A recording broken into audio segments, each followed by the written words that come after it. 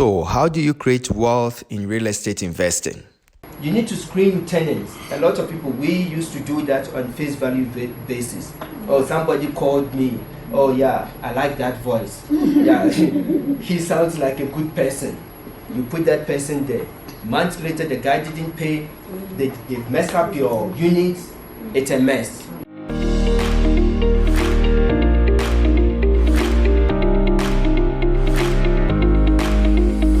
So once you've done your research, you know the target market that you want to get into. Once you know your target market, you know the kind of income bracket you want to get into.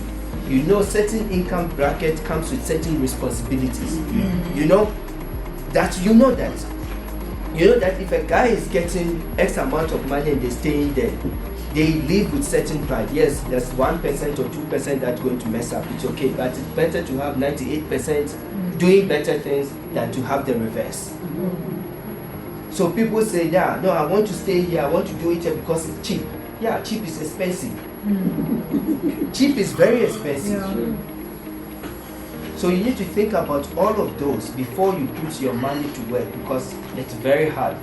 That money, when you lose that money, you are 10 years behind. That's your mentality. Every time you lose money, you're 10 years behind. Because remember, unless you're from a better family, but if you're from the family I come from, that I had to build with no support, but to use the bank's money to get where I am, you know every mistake you make, you're 10 years behind. And you don't want to be 10 years behind.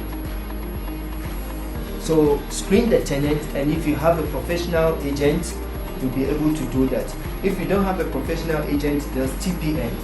I used to use TPN, I still use TPN. Even the business uses TPN. They will screen your tenant for you. It's not that expensive. It's, I think 200 rand. They screen it for you, but it saves you a lot of headache. And that 200 rand, you can get that tenant to pay. That's what we do. If we screen you, you pay for it. Right? But you're doing the right thing. And you must live a frugal life. I have 5 buckets. It's something similar to what Gloria was saying. But I've got a necessity bucket. Whatever I do, my bonds, my transport, everything, it's 50% of whatever I make. If I make 100 rand, 50% must be for necessity. So if I'm going out of the necessity bucket, it means I'm not managing my money properly.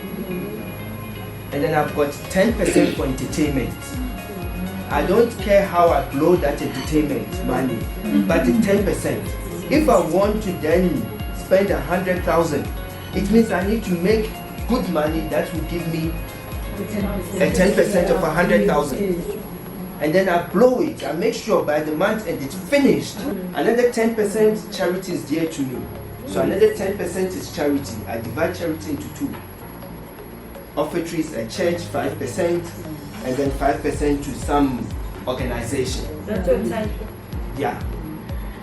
So you get that, right? And then I've got what I call my financial freedom bucket, my legacy builder bucket.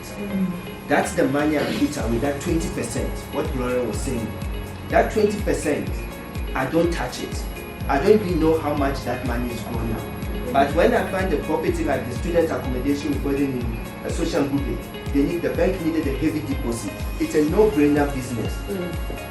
They can see money, but they want to see if you've got your skin in the game. Then the financial freedom bucket, you pull it out. You put it there. You get that money, you push it back. Financial freedom bucket. Education bucket. So I go to seminars, YouTube channel, I learn a lot. I learn a lot from other people that are doing what I do. It's very important to stay sharp. You need to learn. Right? So that's where the other 10% goes. So then I'm done. So if you break your stuff into buckets, into percentages, you're gone. Be a legacy builder and don't forget to subscribe. Cheers.